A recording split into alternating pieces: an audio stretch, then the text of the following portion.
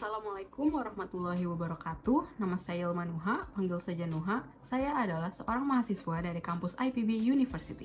Sebagai mahasiswa, kita terlibat dalam proses belajar dan pembelajaran yang lebih mendalam.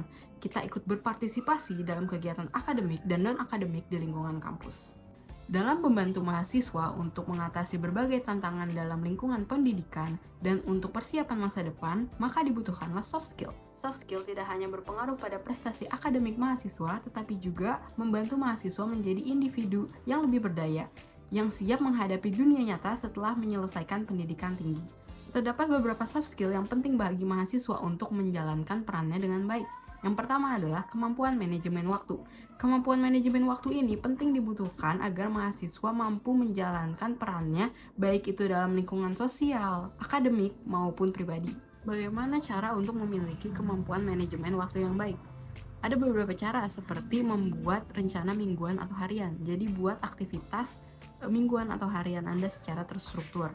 Kemudian memprioritaskan aktivitas tersebut. Jadi identifikasikan tugas mana yang paling penting, lalu kerjakan dan fokuskan energi untuk tugas itu terlebih dahulu.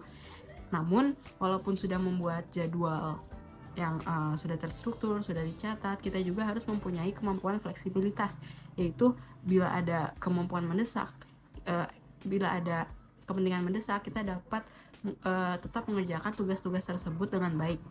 Dan yang paling penting adalah hindari prokrastinasi, yaitu menunda-nunda pekerjaan. Dan yang paling penting adalah gunakan waktu yang dimiliki dengan baik. Soft skill yang kedua adalah kemampuan komunikasi. Kemampuan komunikasi ini penting untuk mahasiswa untuk berinteraksi dengan dosen, teman sekelas, dan misalnya dalam presentasi. Cara-cara yang dapat digunakan untuk mengembangkan kemampuan komunikasi ini adalah seperti latihan berbicara di depan umum. Untuk latihan berbicara di depan umum, kita bisa mengajukan diri untuk berbicara dalam kelompok kecil terlebih dahulu, yang lama-kelamaan nanti akan membangun tingkat kepercayaan diri kita untuk berbicara di depan umum yang lebih besar. Kemudian praktik ini akan membantu kita dalam membangun kepercayaan diri dan kemampuan berbicara kita. Kemudian bisa dengan menjadi aktif dalam diskusi dalam kelas. Jika kita aktif dalam diskusi dalam kelas, ini akan mengasah otak kita untuk berpikir dengan lebih tajam dalam situasi langsung. Kemudian dengan latihan penulisan, dengan menulis secara teratur, maupun itu esai, blog, atau diary, jurnal, ini akan mengasah kemampuan merumuskan ide dengan jelas dan efektif.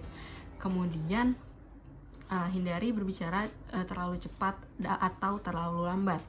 Dan yang penting adalah mau menerima kritik dan saran atau umpan balik dari orang lain yang mendengarkan kita berbicara.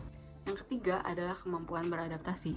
Sebagai mahasiswa, kita harus fleksibel dalam menghadapi perubahan dalam hal misalnya lingkungan, tantangan, ataupun seperti hal kurikulum yang sering berubah-ubah. Cara yang dapat dilakukan untuk meningkatkan kemampuan beradaptasi kita adalah yang pertama dengan menerima perubahan yang terjadi dalam hidup sebagai bagian dari hidup. Kemudian dengan fokus pada hal-hal yang dapat dilakukan, yang dapat dikontrol. Jadi untuk hal-hal yang tidak dapat dikontrol sebaiknya diabaikan saja. Kemudian membuka pikiran kita untuk hal yang baru. Jadi kita harus open-minded, coba melihat situasi dari sudut pandang yang lain. Ini membantu untuk menerima perubahan dan memahami sudut pandang orang lain dengan baik.